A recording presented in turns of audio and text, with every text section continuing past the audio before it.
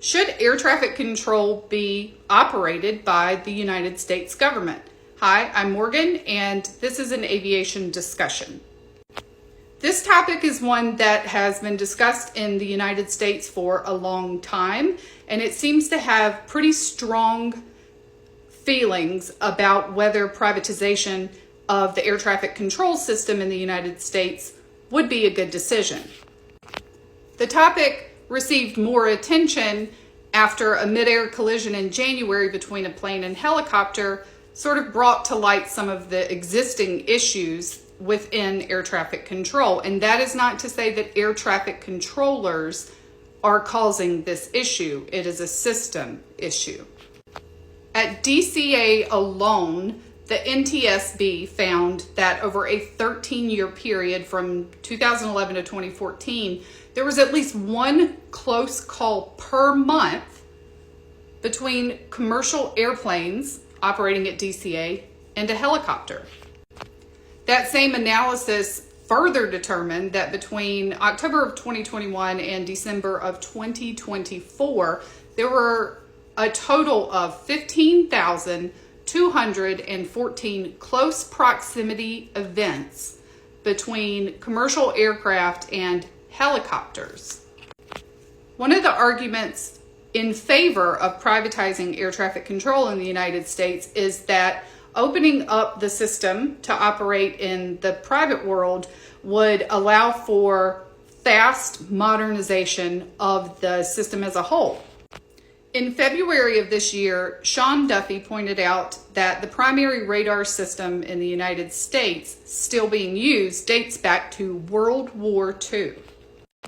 There have been updates and improvements, such as the GPS tracking, which shows real-time data on where aircraft are located and what their altitudes are, but those are subject to federal funding and bureaucracy, which puts the United States behind other countries in terms of updates to their air traffic control system.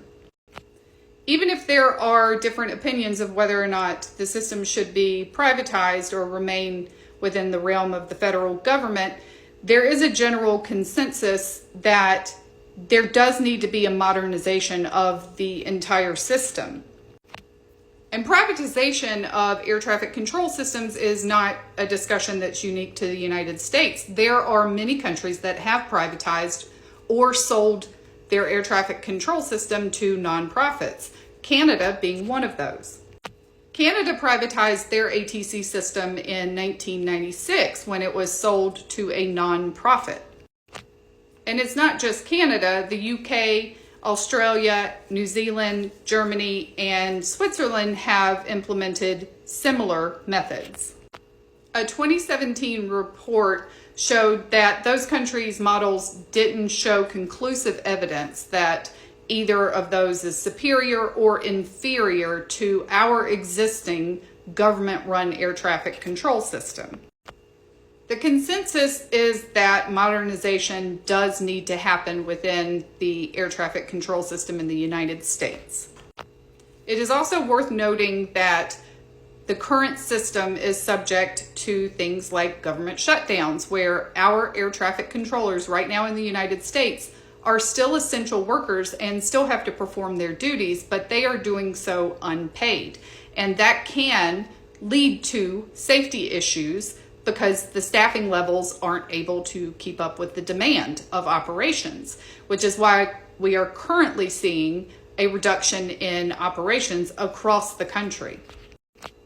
I would love to hear other opinions below on whether you feel that privatization is the right route to go or whether we should keep it within the federal government. I would also love to hear different opinions on how we should go about modernizing our current air traffic control system. Follow this page to stay up to date on aviation safety alerts and general aviation updates and travel tips.